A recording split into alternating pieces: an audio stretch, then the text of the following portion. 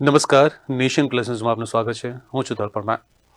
દેડિયાપાડાના ધારાસભ્ય ચૈતર વસાવાના વધુ રિમાન્ડની પોલીસ દ્વારા કરાયેલી માંગણીને કોર્ટે ફગાવી દઈને તેમને જ્યુડિશિયલ કસ્ટડીમાં મોકલી આપવાનો હુકમ કર્યો છે.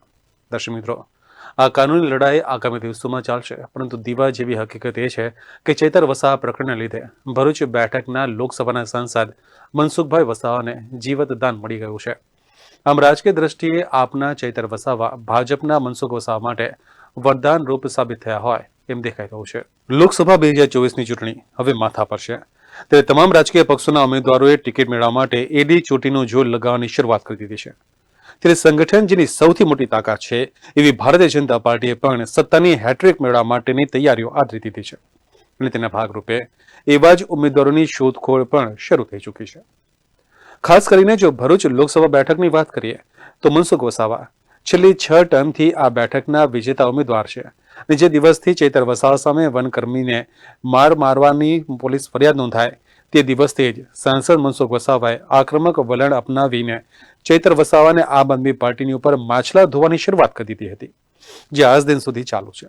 દર્શક મિત્રો, આપ જાણો છો કે ભારતીય જનતા પાર્ટી જે સતત ઇલેક્શન મોડ ઉપર રહેતી પાર્ટી છે અને ભરૂચ લોકસભા બેઠક ઉપર જે સ્થિતિ સર્જાઈ રહી છે તેમાં કોંગ્રેસ તરફે દિગ્ગજ નેતા અહેમદ પટેલના પુત્રી મુમતાઝ પટેલ અને ડેડિયાપાડાના યુવા ધારાસભ્ય ચૈતર વસાવા ઉમેદવાર તરીકે પ્રોજેક્ટ થઈ રહ્યા હતા.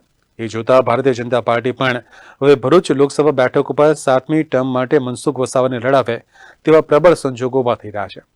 એ જોતા એમ લાગી રહ્યું છે કે ચૈતર વસાવા સામે થયેલી પોલીસ ફરિયાદ મનસુખ વસાવા માટે જીવત દાન લઈને આવે છે, કારણ કે ભરૂચ બેઠક ઉપર નાંદોદના ધારાસભ્ય અને પૂર્વ સાંસદ ચંદુ દેશમુખના પુત્રી ડોક્ટર દર્શના દેશમુખ અને ચંદ્રકાંત વસાવા ઉમેદવારોની રેસમાં હતા, જે હવે સાઇટ પર નીકળી ગયા છે અને ફરી મનસુખ વસાવા પર કળશ ઢોળાય તેવું ભારતીય જનતા પાર્ટી દ્વારા અંદરખાને નક્કી કરી લેવામાં આવ્યું હોય તેવી આધારભૂત માહિતી નેશન પ્લસ ન્યૂઝને સાંપડી રહી છે.